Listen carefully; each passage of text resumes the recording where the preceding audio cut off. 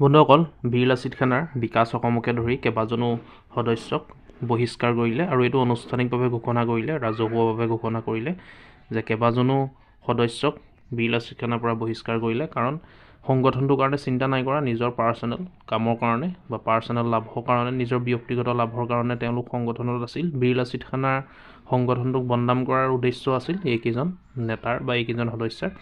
আৰু কোন কোন সদস্যক বহিষ্কাৰ কৰিলে আজি আপোনালোকে ভিডিঅ'টোত গম পাব। ভিডিঅ'টো শেষলৈকে চাব বন্ধুসকল। চাওঁচোন আহক, কোনকেইজন নেতাক উলিয়াই দিলে বীৰ লাচিত খানাৰ পৰা বা কোনকেইজন সদস্যক উলিয়াই দিলে বীৰ লাচিত খানাৰ পৰা বা বহিষ্কাৰ কৰিলে, চাওঁচোন আহক ভিডিঅ'টোত।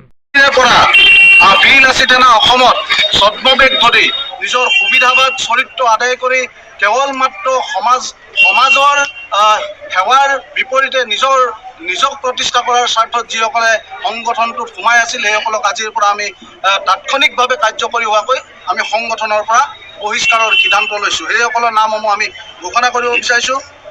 বিকাশ বৰুৱা, নিতু আহমেদ, আসিফ জামান, ইব্ৰাহিমউদ্দিন আহমেদ, হেমন্ত বৰুৱা, ইমতিয়াজ আলী, ৱাছিম আক্ৰম, নেকিব দেহান, জুন বৰুৱা, ফাৰুক আহমেদ, ইছমাইল চৰকাৰ, বাবু কুমাৰ দাস, আবু বক্কৰ আলী, ফৰিদুল ইছলাম, জিন্তু ডেকা, নজৰুল আব্দুল্লাহ, শফিকুল ফাৰুকী, জাকিৰ আলী, ছানিদুল ইছলাম, মনোজ ৰবি দাস, বাহাৰুল ইছলাম, মিনহাজ ইছলাম, হজৰত আলী, মনিৰুল আহমেদ, শহীদুল ইছলাম, মইদুল আলী, বাবুল হেকমা, উমৰ বাৰুক, এনেকৈ কৰি আমি মুঠ 54জন ছদ্মবেশ ধৰি আমাৰ সংগঠনটোৰ মাজত বিভাজন আনিবৰ কাৰণে, আমাৰ সংগঠনটোক বিপথে পৰিচালিত কৰিবৰ কাৰণে যিসকল ছদ্মবেশী আমাৰ বীৰ লাচিত খানাৰ সৈনিক আছিল, তেওঁলোকক আজিৰে পৰা কাৰ্যকৰী হোৱাকৈ আমি বৰ্খাস্ত কৰিছোঁ। আৰু আমি এটা কথা আপোনালোকক ক'ব বিচাৰিছোঁ যে আন্ধাৰ যিমানেই গভীৰ হ'ব, প্ৰভাটো সিমানেই উজ্জ্বল হ'ব। আন্ধাৰ যিমানেই গভীৰ হ'ব, প্ৰভাটো সিমানেই উজ্জ্বল হ'ব।